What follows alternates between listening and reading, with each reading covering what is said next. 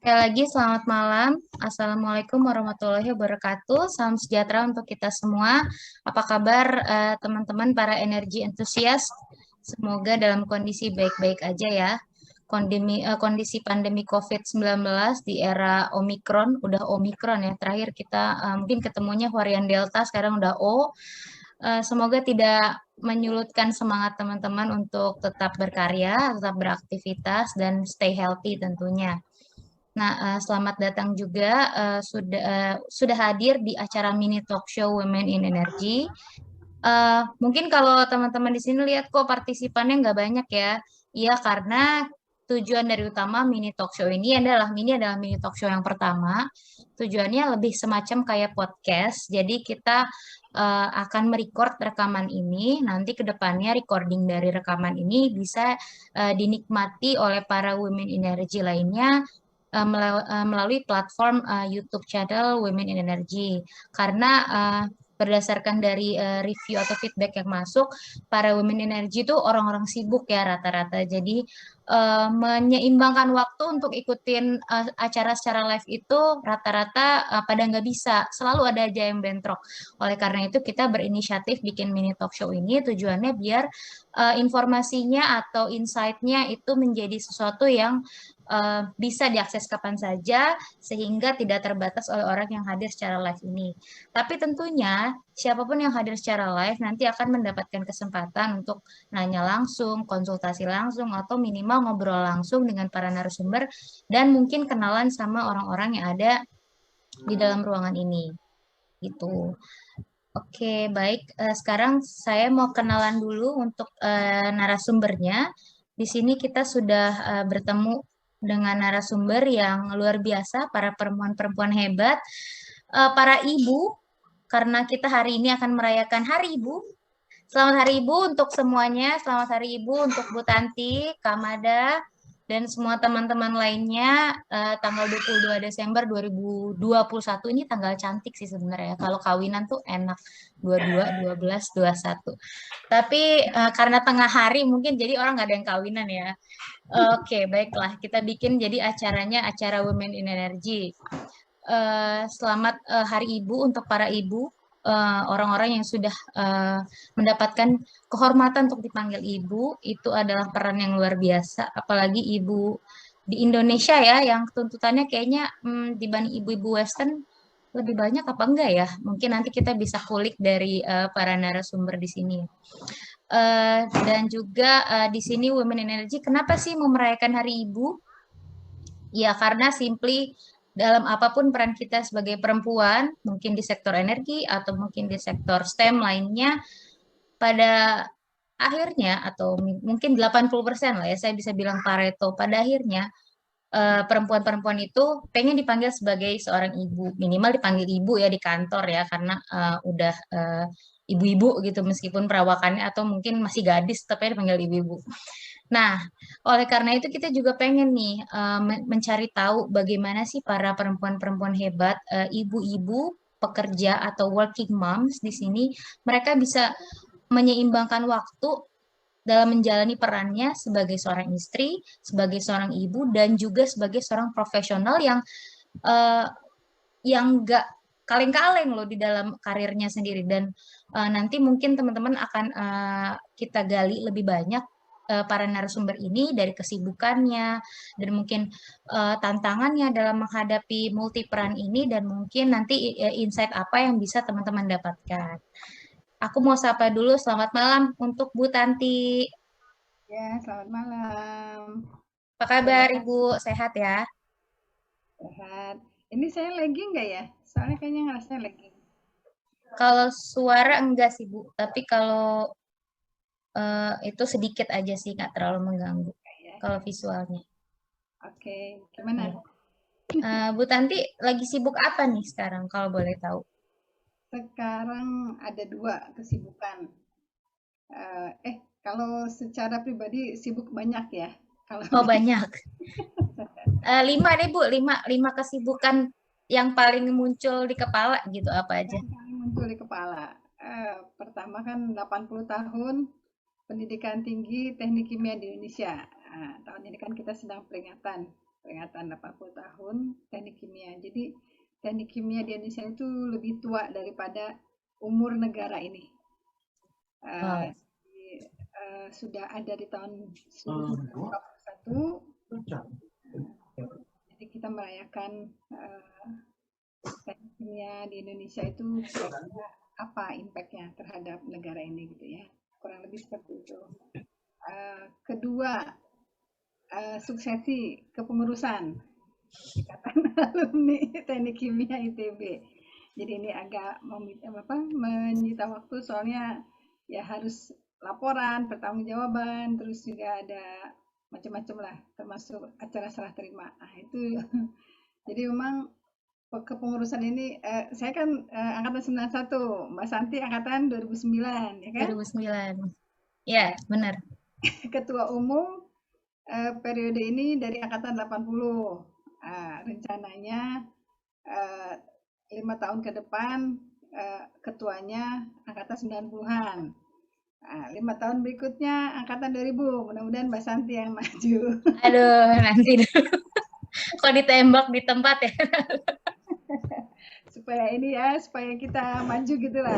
Jadi harus apa ya, harus ini lah, makin kesini harus makin muda semangatnya kan. Gitu. Jadi yang muda bukan berarti kurang pengalaman, tapi yang muda yang inilah yang bisa memberikan warna baru dan motivasi baru untuk alumni ya. Itu yang kedua. Ketiga, Ya, bekerja Bu. kan ya, pekerjaan. Sebetulnya Kerja di mana, Bu? Boleh di-share? Oh iya, saya sekarang bekerja sebagai engineer. Jadi memang kalau karena saya teknik kimia dan memang saya juga tidak kepikir untuk bekerja di luar bidang saya sekolah di teknik kimia, berarti saya pun jadi insinyur kimia. Jadi itu memang target saya dari dulu. Kalau zaman dulu kan orang-orang keluar dari teknik kimia jadi macam-macam lah, ya kan? Ada yang jadi banker, ada yang jadi marketing, ada yang jadi orang artis mungkin ya, olahragawan atau apapun lah. Tapi saya memang saya strict dari zaman dulu, saya pegang profesi saya di ilmu ini. Jadi udah berapa puluh tahun ya berarti ya, sejak saya lulus tahun 96, sekarang 2021 berarti berapa itu, 25 tahun ya? Bisa, Bu, ya kurang lebih. 25 tahun karena saya lulus Oktober 96, berarti 25 tahun saya punya pengalaman sebagai insinyur proses, insinyur kimia. Jadi itu dari dulu tuh udah sering tuh, memang berat jadi insinyur kimia ini karena kita harus ke lapangan ya kan, ke lapangan punya pengalaman satu siklus mulai dari engineering terus sampai ke konstruksi, kemudian ke commissioning, startup sampai akhirnya operasi itu satu siklus itu harus harus dialami oleh seorang insinyur kimia supaya dia punya pengalaman yang utuh. Itu saya udah menjalani semua. Kemudian saya sekarang pun banyak yang godain saya masuk ke manajemen, saya nggak mau juga. Jadi emang nyebelin. Tetap ya, Bu ya. Proses engineer harga mati, Bu ya. Iya, karena saya pikir kita perlu punya hard competence ya, hard competence dalam hidup. Maksudnya kita sebagai seorang ibu, sebagai seorang anak, untuk orang tua, kita sebagai seorang yang berprofesi itu kita harus punya keyakinan kita tuh sebetulnya mau jadi seperti apa, gitu kan. Kalau kita ingin jadi direktur bisa juga, tapi kita direkturnya seperti apa. Kalau kita ingin jadi seorang insinyur spesialis, kita spesialisnya seperti apa. Jadi kita punya tanggung jawab terhadap profesi itu penting.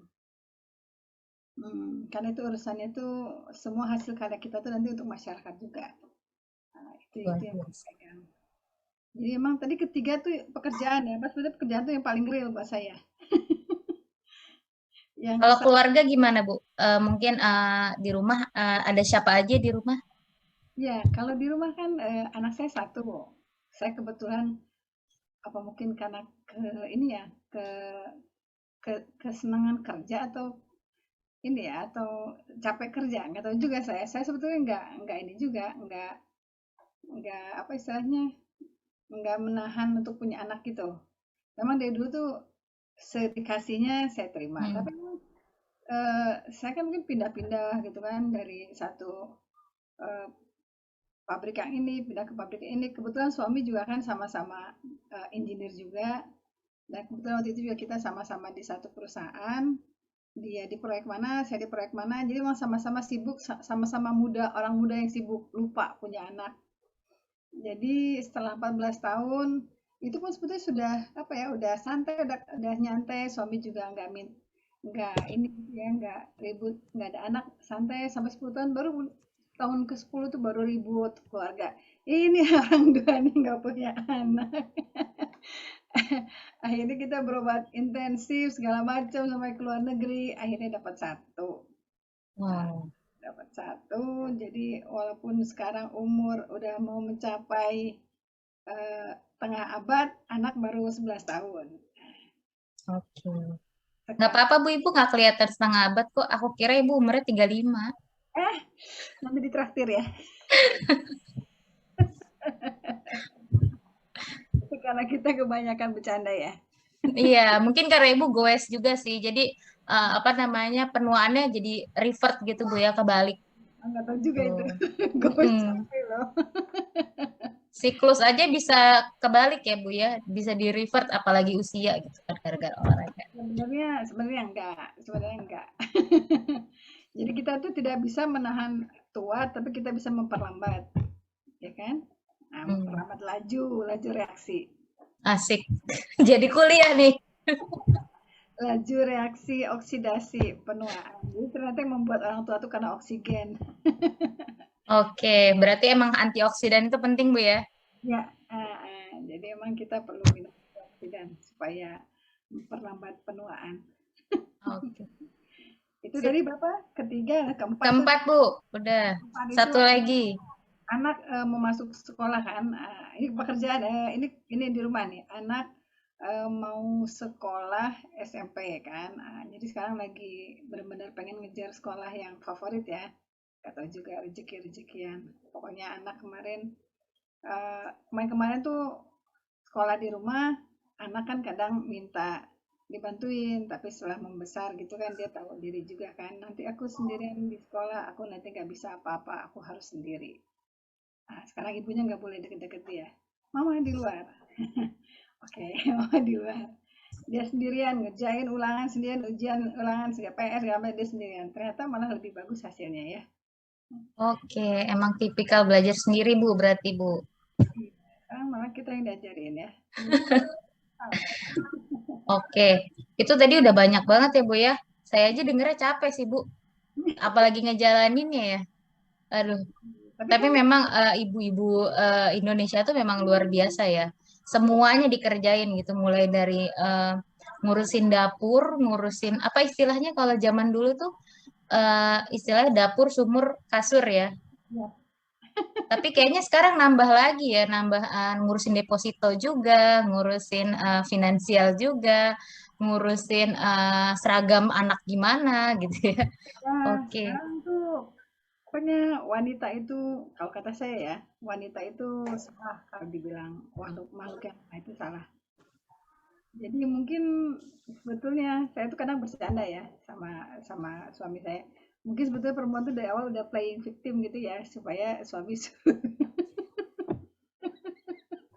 suruh cari yang susah-susah ngangkat-ngangkat. Padahal sebetulnya sebetulnya kalau ada yang bilang katanya perempuan lebih panjang umur, ada yang bilang secara hormonal ya kan, secara dari mental juga perempuan lebih kuat. Kemudian perempuan juga nggak punya gengsi sebetulnya kan, jadi dia kalau misalnya ada dalam posisi apa dia berubah tuh dia nggak ada nothing tulus lah. Perempuan itu memang takdirnya memang hanya untuk ngurusin anak sebetulnya. Apakah kita bekerja di luar, apakah kita bekerja di rumah, apakah kita tidak bekerja menunggu suami di rumah merawat suami keluarga, kita targetnya memang anak atau keluarga lah ya. Kan ada juga yang nggak punya anak, tapi kan targetnya rumah tangga kan bukan anak sebetulnya, tapi kan rumah tangga itu sendiri gitu kan. Ada yang dapat anak, ada yang dapat rezeki, itu kan amanah gitu ya. Jadi memang perempuan memang selalu bisa, perempuan yang betul tuh perempuan yang selalu bisa menempatkan posisi prioritas itu di mana gitu. Apakah nanti kita mau jadi pemuka tokoh, kita mau jadi konglomerat, punya perusahaan sampai ratusan, milioner, segala macam. Yang penting dia tahu posisinya di mana, pasti semua bisa dikerjain. Jadi ibarat kita naruh barang gitu ya, barang kita banyak masuk ke dalam box, mana yang duluan masuk supaya semuanya bisa masuk gitu. Kita harus bisa, mana yang paling besar, harus yang paling gede dulu masuk kan. Masuk dulu ke dalam box, baru yang kecil-kecil bisa masuk. Kalau kecil-kecil dulu nanti yang gede nggak bisa masuk. Jadi kita harus tahu prioritas kita yang mana. Baru semua bisa jalan. Jadi skala prioritas itu penting banget ya Bu ya. Penting. Apalagi kalau kegiatannya banyak. Ya, dan prioritas kita tuh dinamis ya. Jadi hari ini kita targetnya apa, prioritas kita ini. Besok kita targetnya apa, prioritas kita ini. Jadi emang semua harus disusun. Dan itu perempuan tuh punya kemampuan yang luas ya, fleksibel gitu. Oh, saya ibaratnya itu juga kan kita kan apa selalu bisa punya, ya istilahnya kan sekarang lebih enak sebetulnya. Kita nggak masak pun ada Gojek ya kan. Gitu. Nah, gitu kita mau keluar kota, ya mudah-mudahan kalau ada orang tua di rumah kita bisa nitip ke orang tua kan. Jadi selalu ada kemudahan sebetulnya buat kita gitu ya. Jadi semua tergantung niat baik sama prioritas itu yang harus kita jaga. Oke, ya, baik. Keren banget nih Bu. Nanti kita baru 10 menit memasuki masa talk show, tapi udah banyak banget yang pengen saya catat. Udah bisa jadi quote-nya banyak gitu Bu. Dari omongan Ibu nih Bu. Ngomongin soal skala prioritas nih, mungkin aku mau ngundang narasumber kita yang kedua nih Bu. Ada Kamada. Selamat malam Kamada. Selamat malam, Rina. Lagi sibuk apa nih sekarang? Lagi sibuk koreksi ujian loh. Ya, jadi teman-teman Kamada ini adalah seorang dosen ya. Dosen di Universitas Diponegoro di Semarang. Berarti sekarang lagi di Semarang nih Kak? Iya, lagi di Semarang nih sekarang.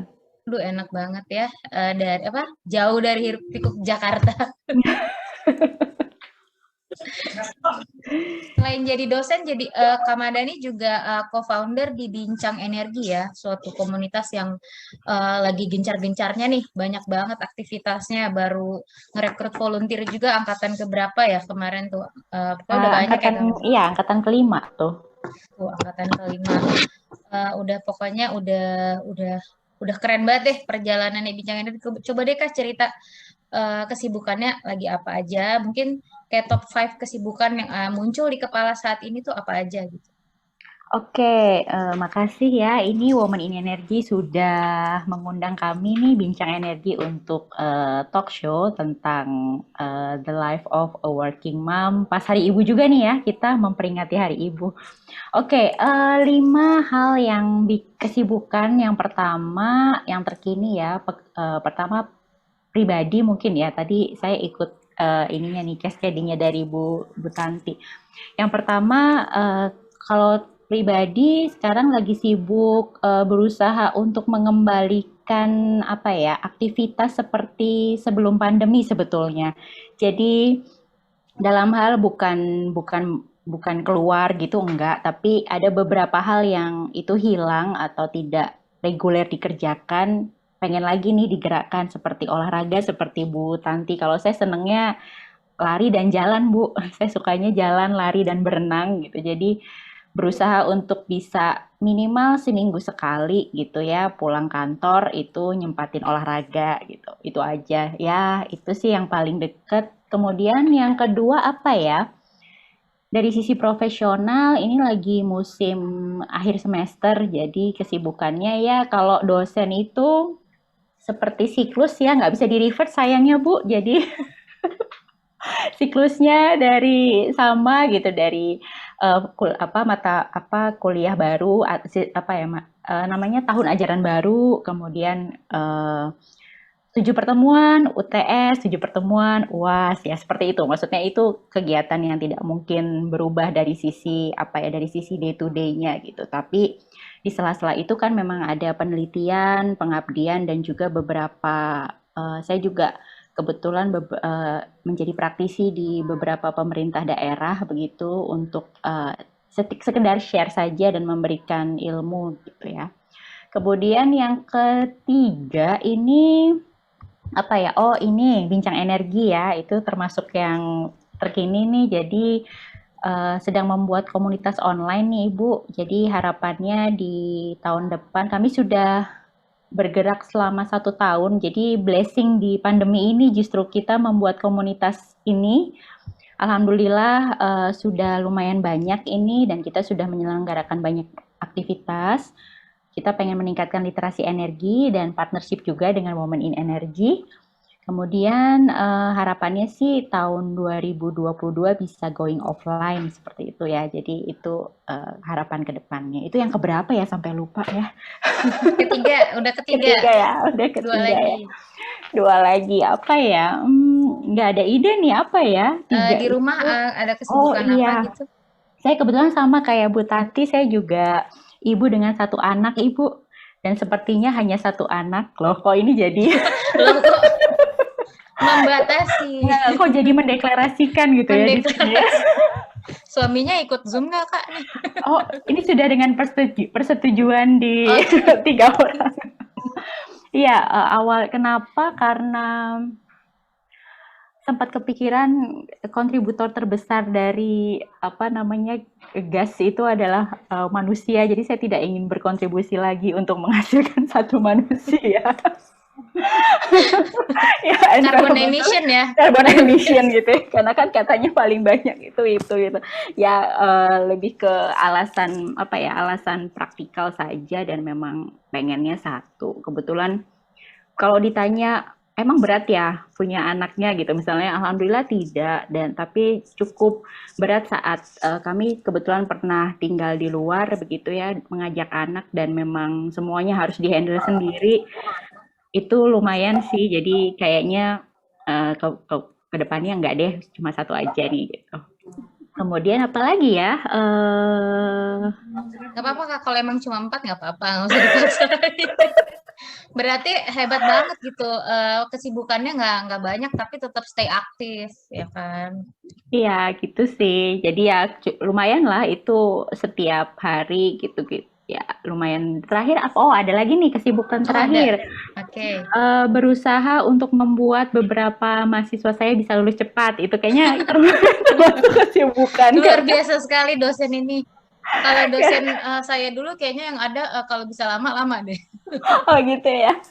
Kasihan mereka bayarnya mahal loh. Oh iya, Ya sih, luar jadi biasa.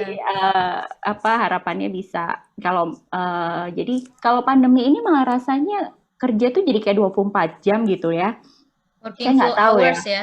Iya, itu yang saya rasain selama pandemi nggak tahu nih Mbak Rina, Bu Tanti begitu atau enggak gitu. Tapi karena dari pagi sampai sore sudah bekerja, nanti malam tuh masih aja ada yang harus dikerjakan gitu ya. Jadi kayaknya waktu 24 jam itu nggak cukup kadang-kadang tuh gitu. Oke, mudah-mudahan cukup Oke. ya. Ya. Ya, makasih Kak Mada sama Bu Tanti. Nah, terus dari tadi kan aku udah mulai tergambarkan nih kesibukannya masing-masing, kesibukannya Bu Tanti dan kesibukannya Kak Mada. Aku pengen nanya dong mungkin siapa aja yang jawab boleh terserah mungkin Bu Tanti atau Kak Mada. Kan pasti Bu Tanti sama Kak Mada itu sekarang adalah seorang ibu tapi pasti dulu juga pernah jadi anak kecil yang juga punya ibu ya kan.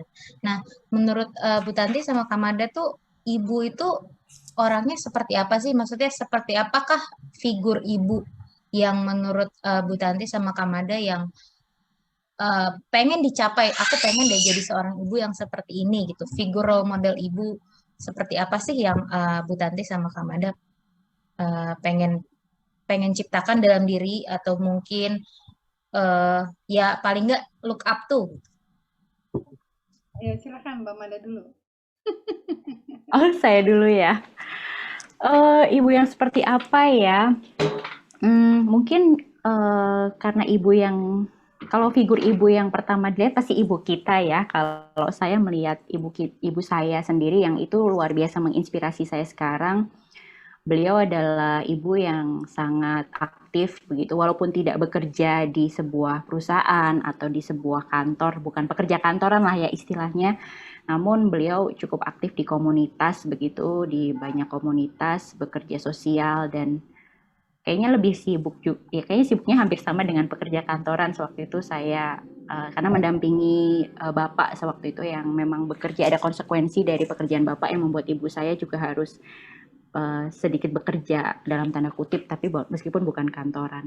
Kalau saya melihat sih ada hal baik dan ada hal yang saya pelajari dari itu membuat saya menjadi ingin sebagai ibu yang, kalau saya selalu punya satu quote nih Mbak Santi, Gimana? woman in equilibrium. Apa ya itu? Nggak tahu Apa tuh? tesisnya benar atau enggak, tapi saya berusaha untuk menjadi ibu yang seimbang. Dalam artian seimbang adalah karena tadi kita pasti punya banyak peran ya dalam sebagai seorang wanita. Satu ada ibu yang itu kepada anak, kedua sebagai istri yaitu ke suami gitu. Kemudian ada juga kita ibu di sebagai apa ya, ibu sebagai wanita yang ada di pekerjaan, dan yang tidak lupa adalah kita juga sebetulnya adalah seorang anak. Kita seorang anak perempuan gitu. Jadi saya ingin sekali bisa menjadi ibu, meskipun ibu perannya untuk anak, tapi sebetulnya kita itu tidak lepas dari ketiga peran lainnya gitu. Jadi tadi Ibu Tanti sudah menjelaskan kadang-kadang prioritasnya bergeser tuh. Iya, betul sekali tuh. Jadi seimbang itu bukan berarti porsinya sama untuk semua. Tapi memang ada satu masa di mana kita memang harus agak lebih berat di satu satu peran dan peran lain menyesuaikan gitu. Sebagai contoh, ada masa ketika saya harus banyak lebih berperan sebagai anak perempuan karena kebetulan kedua orang tua saya terkena stroke begitu. Jadi ya peran yang lainnya agak turun sedikit prioritasnya, dan itu memang membutuhkan apa ya, supporting system dan dukungan dari apa ya, teman gitu ya, teman dari suami, dari semuanya gitu. Jadi memang harapan saya sih, saya pengen jadi ibu yang seimbang sih, jadi nggak berat sebelah gitu. Gitu Women in kayaknya. Equilibrium ya. Iya Keren itu. kayaknya. Women in Oke. Equilibrium, Mada 2021. Amin loh. Bu Tanti nih, gimana nih Bu Tanti? Kira-kira figur ibu, Bu Tanti tuh udah jadi figur ibu yang Bu Tanti pengen nggak dalam hidup? Atau mungkin masih ada hal-hal yang menurut Ibu, saya masih kurang nih, saya harusnya bisa menjadi ibu yang seperti ini lah. Atau gimana? Ya, pasti masih jauh lah ya dari apa maunya saya seperti apa gitu kan. Karena kan saya kadang ngerasa kalau misalnya anak ada yang kurang, itu saya ngerasa saya ada yang kurang gitu. Misalnya eh, dari hal pendidikan atau dalam hal misalnya dari sikap dia, kalau misalnya dia ada yang kurang, tuh saya ngerasa saya yang kurang gitu. Eh, Cuma memang tantangan anak zaman sekarang dengan zaman dulu tuh beda gitu ya. Saya kadang nggak suka gitu kalau ada yang bilang, wah kamu enak ya sekarang, dulu mama kayak gini gini gini. Saya tuh nggak setuju ya ungkapan kayak gitu. Karena saya tuh ngerasa zaman dulu tuh saya senang juga gitu ya. Ibu saya kan nggak kerja gitu ya. Jadi setiap saya pulang tuh pasti ibu saya ada di rumah. Jadi saya tuh selalu menantikan pulang ke rumah dari sekolah itu adalah nyari ibu buat saya curhat gitu kan. Jadi saya selalu merasa saya tuh beruntung banget waktu itu. Kemudian saya kan dapat anak terlambat, 14 tahun. Kemudian dulu saya tuh gampangin banget, ah nanti anak kan gampang titipin nama nenek gitu-gitu. Pikiran saya kayak gitu ya. Dibikin kayak matematika gitu anak. Belakangan anak kan ternyata juga karakter sendiri ya. Jadi saya masih ingat tuh, saya ceritanya pengen terus kerja gitu kan, terus anak masih bayi gitu. Kemudian tuh saya ngerasa tuh ada momen-momen itu saya tuh bener-bener gak tega ninggalin dia di rumah gitu ya. Saya tuh sampai belain kalau lagi siang tuh saya pulang ke rumah. Kebetulan waktu itu kan saya melahirkan kan di Kuala Lumpur pas saya jadi TKW. TKW di Kuala Lumpur. Saya kerja di anak perusahaannya Petronas gitu kan. Kebetulan dapat apartemen dekat dari perusahaan pas satu kompleks itu. Jadi kalau saya tuh kadang ini pagi berangkat tuh nggak ketemu matahari, pas balik siang tuh saya bisa nyusuin anak dulu gitu kan, terus balik lagi ke kantor. Tapi itu aja udah kerasa berat sama saya karena dia tuh saya saya pikir anak tuh pintar ya, walaupun dia masih berapa bulan itu, dia tahu saya buka kerudung tuh dia gitu kan, ketawa dia. Nanti pas saya pakai kerudung tuh dia ini gitu, suruh nunjuk-nunjuk kerudung saya, buka buka, dia tahu saya mau pergi gitu. Padahal dia masih berapa bulan gitu ya, masih 5 bulan, 6 bulan. Saya pikir wah kok dia canggih gitu ya, tahu ya. Nah terus saya tuh kan udah kepikiran sama saya tuh tapi saya tadi yang seperti Mbak Mada bilang, kita ini juga adalah seorang anak untuk seorang ibu yang lain kan gitu ya. Dan saya tuh kebetulan juga adik saya tuh ada 3 orang ya, laki-laki 1, perempuan 2, kakak saya 1 perempuan.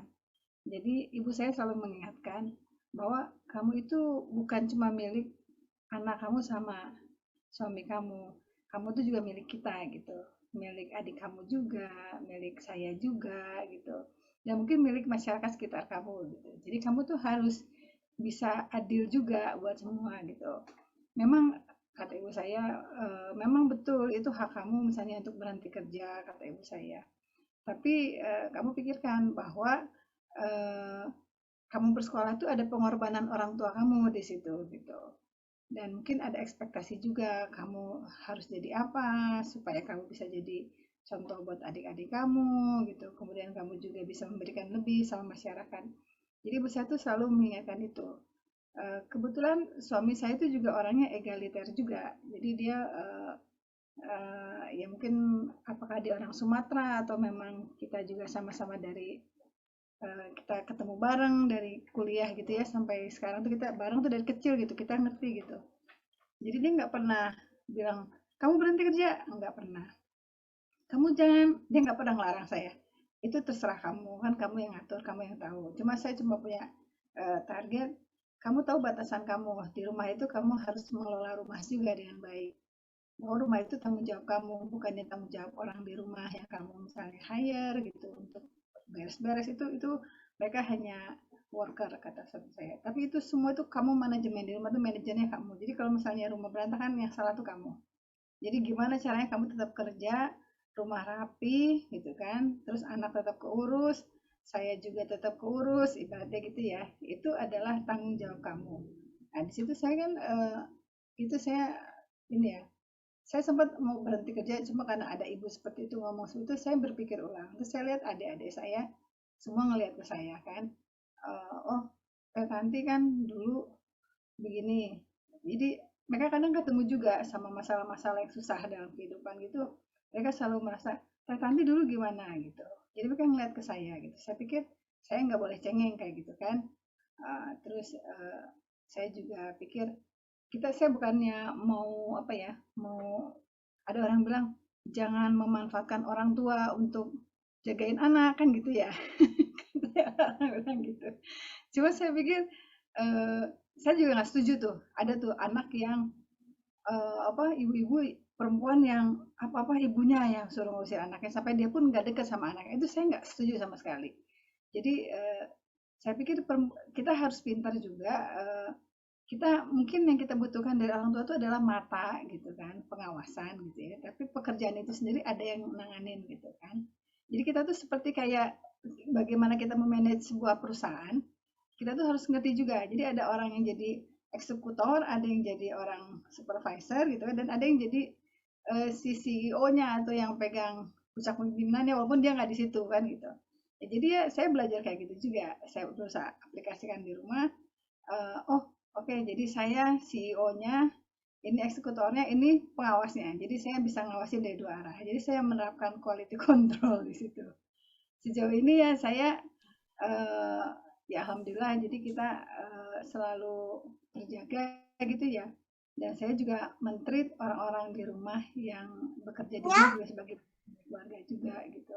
Jadi kita sama-sama ada ini ya, ada apa? Ada kerjasama yang baik gitu ya. Jadi saya punya kepercayaan sama dan orang di rumah pun punya kepercayaan sama saya. Jadi kita saling menjaga gitu kan. Jadi kan banyak tuh orang-orang sibuk sama orang-orang di rumahnya gini. Kalau kata saya, yang penting kita percaya dulu. Pasti ada kurangnya, tapi yang penting kita percaya dulu sama orang. Nah, itu satu ya. Terus mungkin saya pokoknya kan ngomong nggak? Oke, mungkin nyambung ke pertanyaan selanjutnya kali ya. Mungkin aku tadi udah nangkep bahwa berarti dari keluarganya Bu Tanti, baik keluarga orang tuanya Bu Tanti ataupun suami itu udah mengencourage untuk berkarir ya. Maksudnya sudah suportif dari awal sehingga Bu Tati juga nggak kepikiran, oh saya harus berhenti terus kan ada nih Bu beberapa orang-orang yang kayaknya butuh banget approval gitu loh dari suami atau dari keluarga untuk bahkan untuk bisa ngelamar kerjaan aja tuh mereka harus berjuang untuk mendapatkan approval itu. Berarti kalau Bu Tanti sebenarnya dari awal sudah disupport ya asalkan ada precautionnya ya berarti tadi dari suami ya asalkan rumah beres Wah, jadi manajer untuk rumah. percaya Oke. nggak ya, 5 tahun pernikahan tuh suami sebetulnya nggak suka saya kerja. Oh gitu. Ya, karena dia kan inilah masih muda ya, masih muda, idealis. Saya bilang idealis ya, bahwa perempuan itu harusnya di rumah. Atau apa dia terpengaruh cerita-cerita romantis kali ya, zaman dulu. Oke, Bu. Ntar sebelum nanti aku gali lagi, gimana caranya akhirnya suaminya setelah 5 tahun, suami Bu Tati setelah 5 tahun akhirnya jadi lebih suportif gitu. Mungkin Kamada nih cerita dulu. Apa sih yang menyebabkan Kamada, aku mau tetap kerja aja, mau stay berkarir. Setelah menikah kan, apalagi mungkin Kamada lebih ini ya, generasi ibu-ibu usia-usia Kamada mungkin mulai apa ya dibanding-bandingin itu banyak ya atau mungkin di generasinya Bu Tati juga kali ya dibanding-bandingin di mana mengglorifiedkan yang namanya full time mom yang istilahnya working mom itu kayaknya nggak full time mom juga gitu jadi maksudnya kita part time gitu punya anak kadang-kadang ngerasa gitu ya nah itu gimana tuh menurut Kamada setelah nikah terus apalagi society itu kayak masih kamu kerja, kamu nggak ngurus anak aja, itu gimana? Apa sih yang mendrive Kamada untuk aku mau tetap kerja, aku mau tetap berkarir, mau tetap jadi istri dan mau tetap punya anak tuh gimana? Coba dong cerita Kak. Ya, makasih. Kalau jadi inget yang dulu-dulu ya, jadi ini ya, waktu dulu pertamanya gimana? Kalau dulu sih awalnya kebetulan apa ya, saya bertemu suami saya saat saya sekolah. Jadi kita berdua sama-sama sekolah gitu ya. Dan saat itu saya memang belum punya kerjaan tetap karena memang masih jadi asisten dosen, masih belum seperti ini gitu. Kemudian setelah itu ada kesepakatan-kesepakatan deh kayaknya yang yang terjadi, nggak tahu ya ini terjadi juga di beberapa, tapi seingat saya sih ada beberapa kesepakatan-kesepakatan bahwa apa yang sudah dicita-citakan saat sebelum menikah itu juga satu paket sebetulnya yang harus diterima gitu. Jadi kemudian kami juga memberi ya diskusinya cukup panjang gitu karena masing-masing dari kami punya cita-cita yang belum terrealisasikan dan cita-cita itu tidak boleh berhenti saat kita menikah gitu. Jadi menikah itu menikah itu adalah satu bagian dari tahapan hidup tapi dia tidak kemudian menjadi menjadi ruptur gitu ya atau satu tahapan yang membuat cita-cita kita tidak bisa terlaksana meskipun kenyataannya setelah berjalan ya cita-citanya ada belok-belok sedikit ya nggak kayak yang dulu-dulu pasti ada kayak seperti itu karena kita baru sadar bahwa ternyata menikah itu kompromi seumur hidup yang harus diterima gitu. Jadi ya quote-nya lagi itu. Jadi pernikahan itu adalah kompromi seumur hidup. Jadi ya bagian dari kompromi itu juga. Suami saya tidak melarang saya untuk bekerja, juga tidak melarang saya untuk tidak bekerja. Jadi itu semua dibebaskan gitu ya. Jadi kamu mau kerja silahkan, kamu tidak mau bekerja juga silahkan. Tapi dia selalu mendorong saya untuk punya kanal atau punya satu cara untuk mengaktualisasi diri.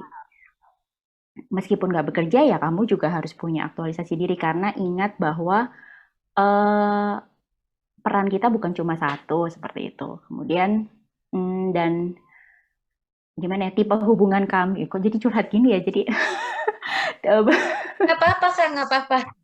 ya karena tipe hubungannya adalah tipe hubungan diskusi begitu jadi kadang-kadang kalau banyak hal yang tidak ke-capture gitu, kita tidak bisa diskusi dengan enak tuh jadi ngerasa kayak, ini saya kurang belajar nih, kayaknya kok urusan ini saya nggak bisa catch up nih, aduh gimana gitu. Jadi karena bentuk kita diskusi memang seperti itu. Dan dari orang tua pun juga tidak pernah menyuruh saya untuk tidak bekerja ataupun bekerja, meskipun sekarang sih sepertinya harus bekerja gitu karena ada konsekuensi keharusan bekerja, tanggung jawab dan sebagainya. Eh, Kemudian lebih ke mengapa saya bertahan bekerja, sebetulnya saya tuh suka sekali mengajar gitu. Jadi saya suka gimana ya, kalau dengan pekerjaan saya sekarang nih saya seperti mendapat energi gitu. Jadi saya memberikan sesuatu, tapi saya juga belajar dari yang saya apa ya, dari mahasiswa begitu ya. Dan sehari nggak ngajar itu rasanya malah capek gitu karena kayak nggak ketemu, nggak ada interaksi gitu ya. Jadi memang ternyata saya suka dengan pekerjaan saya ini. Mungkin Bu Tati juga merasakan hal yang sama ya, lama-lama jadi entah suka, entah kepaksa suka. Saya juga nggak ngerti ya. Jadi Mungkin ini ya, Witing Tresno Jalare Soko Kulino ya. kayaknya kayak gitu ya. Jadi Witing Tresno Jalan Soko Kulino kayaknya kayak gitu sih. Tapi memang menjadi dosen bukan sesuatu yang memang bukan kayak yang saya pengen gitu, tapi memang agak tidak sengaja terjadi dan saya ternyata suka gitu. Jadi semakin ke sini ya senang gitu mengerjakan ini. Jadi lama-lama ya seperti itu. Jadi menurut saya lebih ke arah itu sih. Jadi dari supporting system saya semuanya tidak pernah memaksa iya atau tidak. Semuanya mempersilahkan. Saya pun jujur sering juga kok di tengah jalan, nggak mau kerja aja deh, aku mau berhenti kerja, itu sering juga kok terjadi gitu ya. Masih ya, masih. Kirain udah lewat fase-fase itu, Kak. Ternyata masih ya. Kayaknya itu akan terjadi terus deh sampai. Oh gitu. Ya, jadi ya kadang-kadang kayak gitu juga karena apa ya, terutama lumayan berat juga karena saya begitu pulang ke Indonesia itu kami tidak pakai asisten gitu. Maksudnya tidak ada yang membantu di rumah, hanya kami bertiga. Dan sewaktu itu suami saya sempat bekerja di Jakarta meskipun sekarang sudah berkumpul di Semarang. Nah, itu lumayan berat sih karena pulang sekolah anak saya jemput, terus saya taruh di kampus. Kadang-kadang dia ikut kuliah juga. Jadi Masih kecil udah kuliah ya. iya, Hebat ikut banget kuliah ya. juga. Zaman dulu juga kayak gitu. Jadi kalau profesor ada bimbingan segala macam gitu ya, saya taruh di lab gitu. Saya titip nih cuma sebentar aja gitu ya, karena memang kita nggak ada yang membantu waktu itu dan sekarang juga masih bertahan sih. Meskipun kadang-kadang kalau emergensi pasti masih telepon kakak, telepon ibu mertua gitu ya kalau emergensi gitu. Tapi sebisa mungkin anak itu dibawa sendiri. Jadi memang alhamdulillah juga kantor saya mempersilahkan hal itu. Jadi anak dibawa bisa di ruangan saya, bisa tidur siang gitu, makan juga bisa. Jadi ya alhamdulillah itu bisa mendukung gitu. Jadi intinya sih menurut saya approval-nya bukan karena approval tidak harus ya, komunitas pun saya juga jarang tuh ya, mungkin saya masa bodoh anak orangnya ya. Jadi kadang-kadang ya udah deh mau ngomong apa terserah, tapi yang penting ini harus jalan, ini kalau nggak jalan bahaya ini. Kayak gitu sih. Jadi ya seperti itu sih Rin so far yang terjadi. Ya, makasih Kak Mada. Aku lanjut ke Bu Tanti nih. Bu Tanti ngelanjutin yang tadi dari Kak Mada.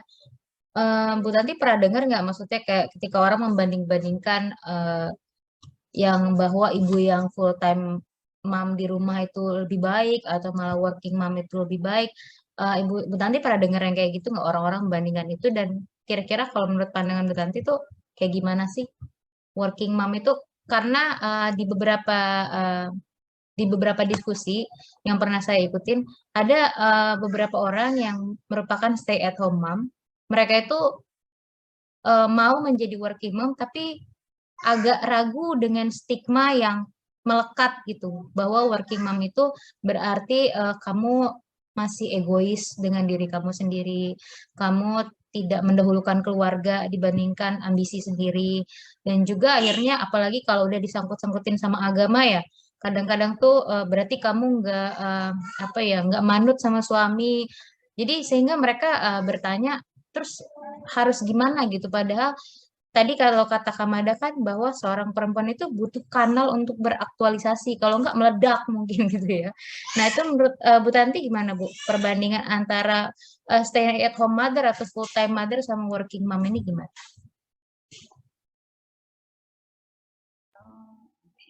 Sebetulnya gini, itu tuh kalau kata saya ya, eh, itu tuh cetek banget ya ngomong kayak gitu, cetek. Jadi memang sih awal-awal tuh waktu saya ya inilah di awal-awal inilah ya di awal-awal 10 tahun, 15 tahun pekerjaan tuh ya kita emang gonjang-ganjing gitu ya. Kita kan karena kita perempuan kita pengen apa kalau udah punya anak gitu kan, kadang pengen lebih ke anak, ke rumah segala macam. Tapi itu kita tuh memang harus ini ya, harus selalu diingatkan gitu ya, bahwa kita tuh enggak, ya memang ini kesannya klise ya, tapi menurut saya apa ya, semua tergantung sama ini ya, sama tujuan kita sendiri sih ya. Saya nggak bilang bahwa ibu rumah tangga jelek tuh enggak, bahwa ibu orang bekerja juga enggak, semua tuh pasti ada plus minusnya gitu ya, semua ada plus minusnya. Cuma kan kita itu ibaratnya ya, eh, kalau kalau saya bicara pribadi, eh, kita kan harus nyari nilai tambah gitu ya. Karena kan kita engineer kan memang disuruh cari nilai tambah. Mungkin karena pola pikir saya itu udah cenderung engineer, saya selalu cari nilai tambah gitu. Dan memang tuh yang susah memang kalau udah jadi stigma agama gitu ya. Stigma agama tuh kalau udah dibilang perempuan itu berdosa lah, misalnya keluar rumah bekerja, misalnya kayak gitu. Itu kan sangat tidak produktif gitu ya, sangat tidak produktif buat perempuan gitu. Padahal kita tahu gitu ya, perempuan itu kalau udah tergantung sama suami mungkin tergantung semua gitu ya, 100% ya. Untung-untung kalau suaminya baik gitu ya, suaminya juga alim gitu, ngerti agama gitu ya, dia mungkin bisa mengapresiasi istrinya misalnya. Tapi kalau misalnya ternyata suaminya juga ya ala kadar gitu, mungkin dia bisa nggak respect sama istrinya, mungkin ya, ada yang kayak gitu. Eh, jadi gimana ya, kalau menurut saya eh, itu tuh cetek gitu ya, menyimpulkan sesederhana itu tuh. Karena tuh apa ya, eh, perempuan itu powerful gitu loh, powerful creature gitu ya. Perempuan tuh makhluk yang sangat kuat gitu ya, melahirkan, kemudian mengurus segala sesuatu. Kalau misalnya kita dulu pernah lihat, zaman dulu saya masih kecil tuh ada yang menang majalah Kartini, sekarang udah nggak ada kali ya. Zaman sekarang itu ada gambar perempuan itu tangannya banyak gitu, dia bisa pegang anak, dia bisa pegang ini segala macam, itu tangannya banyak gitu. Memang kenyataannya perempuan itu multitasking dibanding laki-laki ya. Saya nggak tahu itu mungkin masalah hormonnya itu ya, hormon estrogennya itu mungkin ya, perempuan itu memang jauh lebih kuat sebetulnya dalam hal mengelola itu. Jadi kalau misalnya ini ya, kalau misalnya dalam kasus ini memang semua itu dimulai kalau kita mau selamat gitu ya ke depan, misalnya ini buat yang lajang nih, nggak tahu di sini ada yang lajang apa enggak. Berarti kan Ada Bu, ada banget. Yang ketawa-ketawa tuh kayaknya lajang tuh. berarti kita itu dari awal itu eh, untuk membangun kehidupan yang ke depan yang baik, itu harus benar-benar cari suami itu yang bagus gitu, yang benar baik gitu ya kualitasnya. Jangan bicara soal dia nyuruh kita, oh dia nggak bagus karena dia nggak boleh kita kerja, itu nggak bukan nilai mati juga gitu loh. Kayak saya dulu 5 tahun saya nggak boleh kerja, tapi kan saya kerja gitu kan, karena memang realistasnya memang harus kerja gitu ya.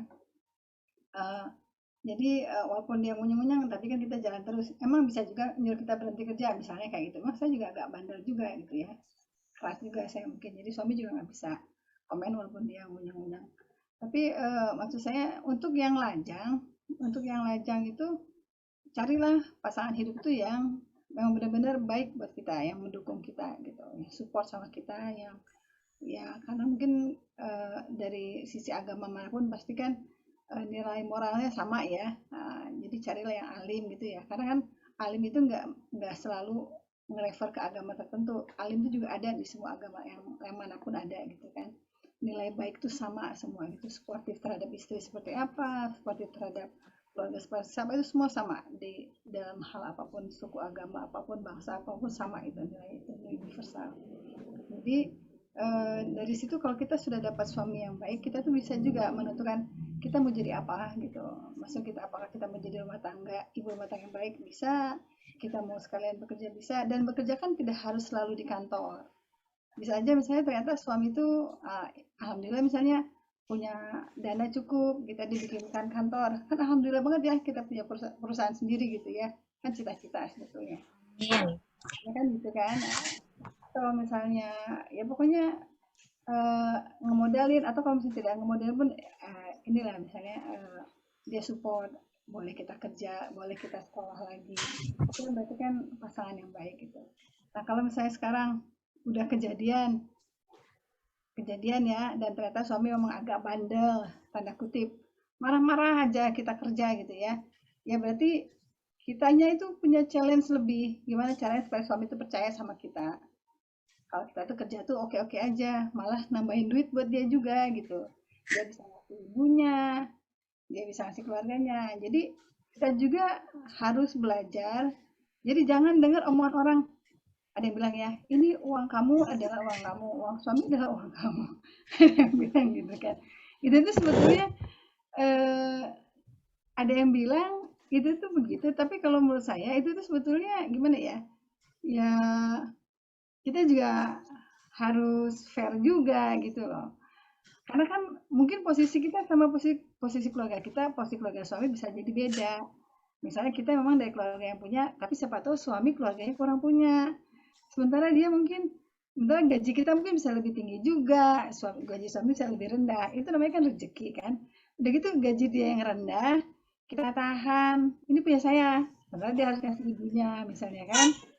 Nah, sementara gaji gaji kita lebih gede. Hitungan kita gitu kan sama suami. Kamu ini kan, kamu kan secara agama harusnya nafkahin aku gini gini gini. Ini uang aku, kamu jangan ngasih ibu kamu. Itu kan dosa gitu loh. Dosa kayak gitu ya. Jadi kita juga harus bisa menghargai diri kita sendiri dengan cara kita tuh harus fair juga jadi orang gitu. Fair itu sama keluarga suami fair. Jadi jangan ada cerita berantem terus sama ipar misalnya. Berantem terus sama mertua. Itu kan sebetulnya cetek gitu ya. Maksudnya, masa sih berpendidikan tapi berantem terus gitu kan, itu kan zaman dulu gitu ya, itu kan telenovela gitu ya. Masa sih kita bisa membina orang di kantor tapi membina keluarga suami sendiri kita nggak bisa, berarti kita ada yang salah gitu loh dari kepribadian kita gitu. Jadi kita tuh menurut saya kita harus jadi yang pribadi yang bagus juga. Jadi kalaupun misalnya suami pun kurang, kita bisa bantu perbaiki, dan ya inilah kita selalu bisa selalu bisa memperbaiki diri sendiri lah. Jadi jangan berhenti belajar, dan yang namanya karir, rumah tangga, rezeki itu sebetulnya itu semua masalah rezeki aja gitu. Dan jangan saya ini nggak ada artinya jadi berumah tangga, nggak juga, semua itu pasti ada artinya. Kan kita ngerawat anak juga, kita ibadah juga. Kalau misalnya kita bisa bekerja, alhamdulillah kita bisa bantu suami. Jadi kita tuh jangan membuat kotak-kotak yang malah menyusahkan kita sendiri gitu. Nah, itu aja. Oke. Berarti jangan karena uang kita jadi perang, Bu ya? Iya, aduh, karena masalah lah. Itu cetek gitu. Ngomong-ngomong soal suami nih, Kak Mada, sesignifikan apa sih peran support system dalam Kak Mada menjalani peran sebagai ibu dan sebagai profesional juga? Dan kira-kira mungkin mau diceritain siapa sih mungkin support system terbesar dalam hidup Kak Mada sampai sekarang? Ya, terima kasih. Support system yang bisa day to day ini semua bisa jalan dan tidak ruin adalah suami saya sih sebetulnya. Jadi suami saya itu masak, cuci piring, ngepel, nyapu, semuanya kita bagi tugas. Jadi memang apa ya, dari dulu sampai sekarang gitu. Jadi kalau misalnya pagi, misalnya malam ya kan, kadang-kadang ada paper yang harus disubmit misalnya, atau kerja sampai malam jam 2 pagi gitu, saya baru tidur, pagi jam 2 gitu, ya saya warning aja gitu bahwa saya mau lembur nih malam ini gitu. Oke, jadi kita kayak shift-shiftan gitu. Jadi pagi-pagi itu saya diperbolehkan untuk masih istirahat. Jadi suami saya yang ngurusin anak saya, makan sampai dia sekolah gitu ya. Jadi kadang-kadang saya bangun tuh udah nggak ada orang di rumah gitu, karena ternyata mereka udah pada pergi gitu, udah pada ke sekolah, udah pada kerja gitu. Jadi kadang-kadang kita pakai shift itu. Jadi memang setelah dipikir-pikir selama nikah 11 tahun ya, ini memang suami saya sih yang paling support ini untuk ini semua bisa jalan, karena memang di rumah ini ya saya juga berusaha sebetulnya, dan suami itu kita berprinsip minimalis ya. Jadi memang di rumah itu cangkirnya cuma punya 3, Bu. Alin. Jadi kalau kamu mau minum, ya cuci piring dulu. Ya cuci cangkir dulu. Kita tidak mentoleransi ada cangkir-cangkir lain yang ada di sink. Kemudian piring yang di luar itu juga cuma 3. Jadi piring cuma 3, gelas cuma 3, sendok juga cuma terbatas. Jadi memang kecuali kalau ada tamu ya, baru kita keluarkan itu semualah keluar. Kadang-kadang sih saya sampai pinjam ke rumah mama saya. Jadi memang kami berusaha untuk mengatur di rumah itu supaya tidak cukup efektif ya untuk itu bisa berjalan, karena memang kita nggak ada tangan lain nih, kita cuma bertiga di rumah, dan anak saya sih juga dari kecil dia harus cuci piring sendiri. Kalau habis ini semua masukin baju dah sendiri gitu, dan dia juga udah bisa di rumah sendiri, kita tinggal pasang CCTV gitu. Jadi kami berusaha untuk membuat rumah itu ya tadi seperti sebuah perusahaan itu resource-nya dikit gitu, efektif, efisien gitu, dan nggak usah ribet gitu, karena memang nggak bisa. Dan kalau misalnya kita beres-beres, jadi saya tuh ada satu indikator gitu. Kalau misalnya saya beresin rumah atau suami saya beresin rumah itu waktunya lebih lama dari biasanya, ini yang salah bukan saya, yang salah rumah saya. Entah barang saya udah kebanyakan. Hebat banget ya, ada gitu ya sistemnya. Iya, karena biasanya kan karena biasanya malam tuh saya udah masak gitu, taruh di kulkas, nanti orang bisa angetin tinggal pakai microwave, karena suami saya bisa pulang buat makan siang gitu, jadi ya dia tinggal microwave atau dibawa bekal itu gampang. Jadi jam 11 tuh udah beres, semua udah beres. Jadi memang kalau misalnya saya nggak bisa melakukan aktivitas itu, yang salah berarti rumahnya gitu. Entah barang, jadi memang benar habis itu barang-barang itu memang udah kebanyakan, jadi memang harus disortir gitu. Jadi kadang-kadang 2 minggu sekali sih melakukan sortir gitu. Jadi intinya seperti itu. Jadi memang supporting system saya ya anak saya dan suami saya, kita semua jadi pasukan-pasukan supaya bisa berperang setiap harinya dengan sukses gitu. Kemudian yang lain ada rekan-rekan kerja sih. Saya sih sangat berterima kasih dengan rekan-rekan kerja saya, karena ya ada anak ada anak di tempat kerja itu kan kadang-kadang juga membantu ya, tapi syukurlah mereka bisa menerima dengan sangat welcome gitu. Kemudian orang tua saya dan kakak saya serta ibu mertua. Jadi ya itulah, mungkin circle kalau misalnya lagi ada chaos gitu, karena kan kadang juga keluar kota kadang seminggu, pernah juga keluar kota 2 minggu gitu ya. SOS lah. Jadi tapi SOS itu jangan dipakai terus, kadang-kadang sungkan juga kalau SOS dipakai terus. Itu malah jadi keenakan ya.